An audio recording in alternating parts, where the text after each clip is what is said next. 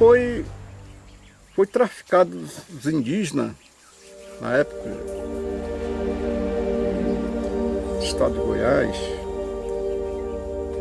Queria catequizar os indígenas dentro da colonização, tanto como os padres jesuítas, né? E criou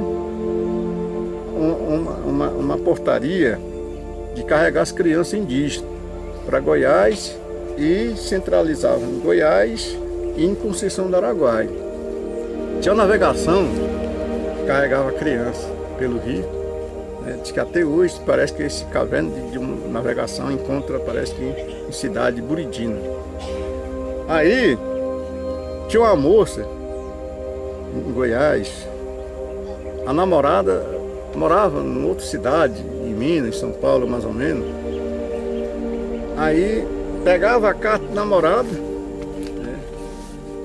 A menina, a moça, andava pela cidade, sabe, chorava com a carta na mão. Aí tinha um compositor indígena que fazia canto de Aruanã, que fez essa música.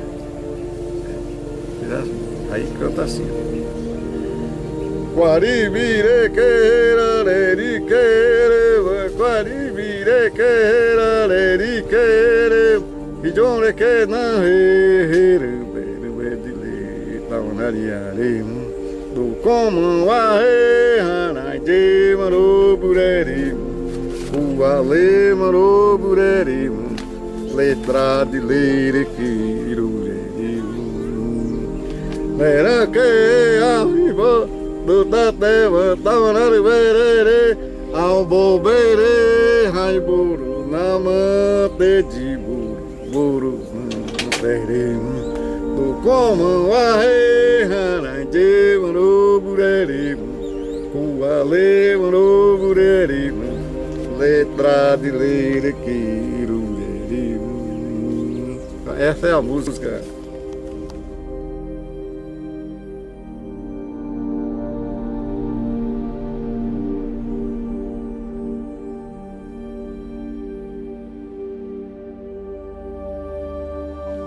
Na beira do lago, por um nome de Sorrocã, fica dentro do município de Formoso do Araguaia, na ilha do Bananal.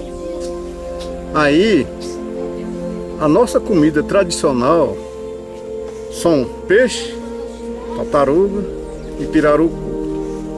E teve uma época de uma festa de Aruanã, e as turmas, um grupo de 30, 40 pessoas, foram pescar pirarucu. E lá, pegaram bastante pirarucu, e eu não sei como lá, diz que estrondou uma fera com esse grupo e matou todo mundo. Depois, ao mesmo pirarucu que os grupos pegaram, se transformou em pessoa e foram para a aldeia, substituindo o grupo de pescador de pirarucu. E tinha um filho do cacique, que na época se chamava Ioló, que hoje é cacique, né? Ioló. Era um filho de Ioló. Ele estava em cima de uma árvore e sobreviveu desse estrondo de bicho, de uma fera. Aí, muitos fera e correu para cima dele, se baseava, tamanho, parecia com o pai dele, até que enfim foi um aruaná, se chama Aruaná Guerreiro, Lateni. Aí ele falou que era parecido com o pai deles. Ele falou que estava com medo de uma fera. Aí eles foram para a aldeia. Em vez de levar carne de pirosca, não, levaram carne de pessoa, cortaram, substituindo com carne de pirarucu. Aí ele viu, né, quando chegou lá na aldeia, ele deitou, se embrulhou com a esteira. Na época, nosso costume, nós não tinha vestuário como roupa. A roupa era feita de palha, de buriti, que enrolava, né, dormia, ou se não tecia rede, né, de algodão. E aí, finalmente, a índia fugiu. Essa índia, a mãe do rapaz, fugiu com a irmã dela. E ela fugiu. Quando ela estava bem longe, aí as feras que estavam lá, substituindo os maridos das turmas, das mulheres, estrondou também. Aí acabou a aldeia tudinho. Aí ela fugiu. Aí seguiram e alcançaram. Mas ela já criou poder, tirou o brinco dela e colocou no chão e benzeu para poder criar uma árvore como buriti.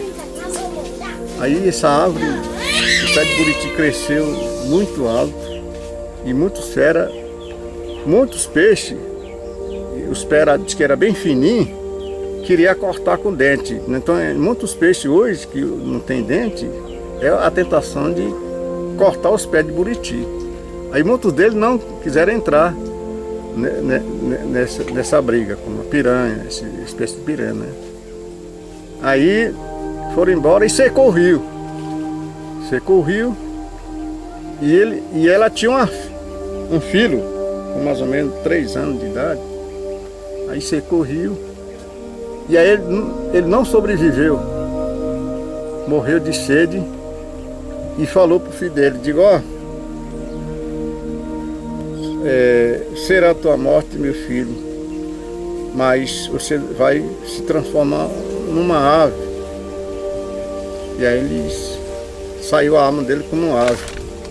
E esse ave está numa serrada, ele canta assim, tim!